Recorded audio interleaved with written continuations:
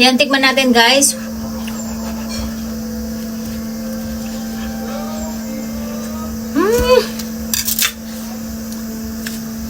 Ang sarap! At eto na nga guys, naka-order na tayo ng ating garlic na kung saan ay nag-flex tayo ng black garlic natin na ang tawag sa kanya ay single garlic lang siya. Ang ibig sabihin ay, kita nyo, iisang balat lang siya. Wala siyang balat sa loob na katulad ng mga normal na nakikita nating na bawang na magkakahiwalay siya na may balat. Eto na siya guys, nakahanap tayo at nagpabili tayo kay asawa kung saan ay nai-excite na ako. At kahapon pa to dumating, kaya lang sobrang busy talaga ng lola nyo guys. Kulang talaga yung 10 katawan sa atin. Ayun, kaliligo ko nga lang at eto nagbablog tayo. Kaya kung mapapansin nyo guys, may eye bag ang lola nyo kasi hindi na ako makapag-makeup lately dahil nandito nga lang tayo sa loob ng bahay. Ang dami nating inaasikaso at ang daming dagdag ng lola nyo. Diba? Alam ko sanay na kayo sa akin. At yung asawa ko gigising na pinagtiklop ko na pinaghugasan kong plato. Bumili lang tayo ng 1 kilo at alam nyo ba guys, ang pinabili natin ay 1 kilo, 900. Grabe, sobrang init. Papa ng katsigaw. Wow! Nagbigay lang siya sa atin ng libre.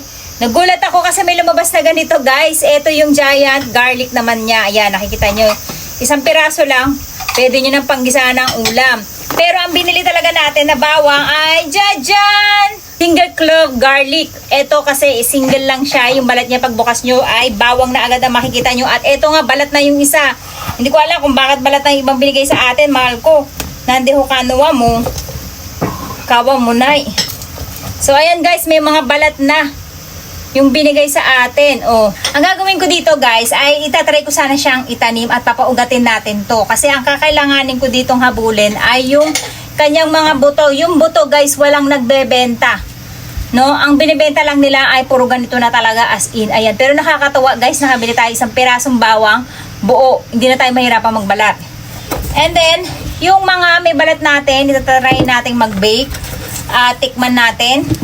So, ayan guys, ganyan kadami yung ating in-order. Papakita ko sa inyo. Ayan, 1 kilo yan. Tapos, binigyan lang tayo ng mga freebies. Sabis. Oh, so, mga free lang to guys, yung binigay sa atin na ganito. Pero mga giant bawang siya. Imagine niyo yung 1 pirasong bawang sa atin. Parang halos 1 buo niya, kalahati niya na yung laman. Ayan, oh, ganyan siya kalalaki. Actually, may mas malalaki pa dyan yung tinanim natin nung last time. Malalaki yun. Kaya lang na-harvest ko lang siya ng maliliit kasi nga ay wala akong paglalagyan at naabutan na. So, eto guys, hindi ko alam kung kakainin natin siya o itatanim natin. So, ang gagawin muna natin ay steady lang natin siya dito sa ating lalagyan kasi kapag nag-moist to guys ay magkakaroon sila ng sarili nilang ugat at yun ang itatanim natin para makakuha lang tayo ng mga buto. At makapagpadami tayo nito next year, makapagtanim tayo. So, ayan, ito yung mga hubad na kung saan ay ilalagay na lang natin sa ziplock para sila ay mag-ugat. Ayan, meron tayong 6. So, ang konti lang niya guys ha. Ayan, pumapatak siya ng piso or half yan ng isa. Ano yung mahal ko? 100 yen is iko yun eh. Toko-to. Ang ganda ng kanyang itsura guys. Maganda talaga tong bawang na to kasi titingnan nyo oh. Parang ang nipis-nipis pati ng kanyang balat, no? Parang ang dali-dali niyang balatan. So itatry natin yung isa at magbe-bake nga tayo para matikman natin kung ano ang lasa niya kapag nag-bake tayo nito. Kung para dun sa normal na binibake natin. Ito guys, gagawin lang din natin tong pananim. Pampula lang din natin to. So, meron lang tayong mga ilang pirasong bawang na kung saan ay mauuna natin siyang itanim dun sa ating farm. Actually, kailangan ko na itong buksan kasi yung asawa ko ay kailangan niya na i-okay na natanggap na namin to at walang problema bago makarating sa kanya yung bayad. So, ganun dito sa Japan guys, kapag may order kayo tapos nag-reply kayo na okay yung items na in-order ko sa iyo, dun pa lang makakaltas yung binayad. So, ganun ka ganda ang system ng mga deliver dito. Ganyan lang yung gagawin natin pag-bake and then mamimili lang tayo ng mga 3 piraso lang para hindi naman siya masayang. Lalagyan lang natin siya ng mantika. Kung may olive oil kayo mas maganda. Meron din tayong pang spray actually. Tapos lalagyan lang natin ng ating salt and pepper. Tapos ibibake lang natin siya ng 180 sa loob lang na 40 minutes.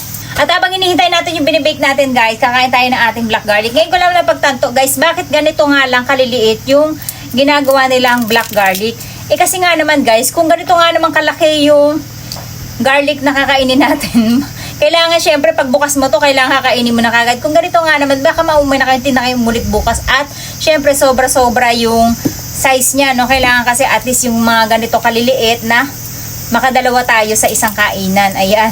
Kasi syempre, alam nyo, kahit na ano, kainin natin ay masama din yung sobra. Kailangan ay yung saktong-sakto lang. Itadakimasu. Grabe. Nakakamiss yung amoy niya. Fruity bawang. Ang lasa niya, guys. Sabi nga, maganda siya sa katawan. Pero pag low blood, hindi din masyado maganda. Kailangan yung sakto lang. Magiging non-stop yung pagpapak nyo sa kanya. Napakasarap niya, besh. Hindi siya masyadong lasang-lasa na bawang. Matamis siya. Matamis na matamis. Sobrang tamis niya. Pero konti lang yung asim niya. Actually, maasim siya. Pero hindi siya yung basa na maasim. Makunat, guys. Ayan, oh. Para siyang may pagka-champoy. Oo, champoy. Yun na malapit sa kanya. Nga lang, meron siyang konting aroma lang ng bawang. Pero, habang kinakagat nyo siya, hindi nyo na marirealize na bawang yung inunguyan nyo. Kasi, hindi siya mabaho. At hindi siya maanghang. Ito yung ziplock natin. Nilagyan lang natin siya ng basang kitchen paper. Saka natin siya isasarado. Ito yung magpapaugat tayo para itatanim natin dun sa ating farm. This time guys ay dun tayo magtatanim sa malaking farm natin. At baka mga end of September ay lilinisin ko na yung mga gulay natin na tinanim. Kahit na okay pa sila. Kasi kailangan guys ay mapahinga natin yung lupa natin ng at least 1 month bago natin sila taniman. So ganun yung sistema dito sa Japan para maging healthy ang inyong mga pananim. Hindi yung pagkatanggal, tanim ka na ulit ng panibago. Hindi po ganun. So kailangan pagkatanggal, bungkal, lagay ng pataba, and then pahinga at least 1 month bago tataniman. So yun yung sure na magiging healthy ang inyong mga pananim. Ayan na guys, yung ating baked garlic na kung saan ay nilagyan lang natin siya ng salt and pepper at ng konting mantika. Ayan. At muntik silang masunog kasi hindi ko alam na napalakas pala yung ating temperature. Ganda to guys kapag hindi masyadong lutong-luto. Para medyo parang kamote yung kanyang texture. Ayan, atikman na natin. Masyado siyang malambot. Dapat pala, ang pagkakaluto natin sa kanya ay 180 tapos mga 10 minutes lang. Ganun. Kasi nasa 200 siya. And then, so masyado siyang uminit. Hindi natin siya mabalatan guys. Oh. Tikman natin to. Itatakimasu. Grabe guys, ang sarap.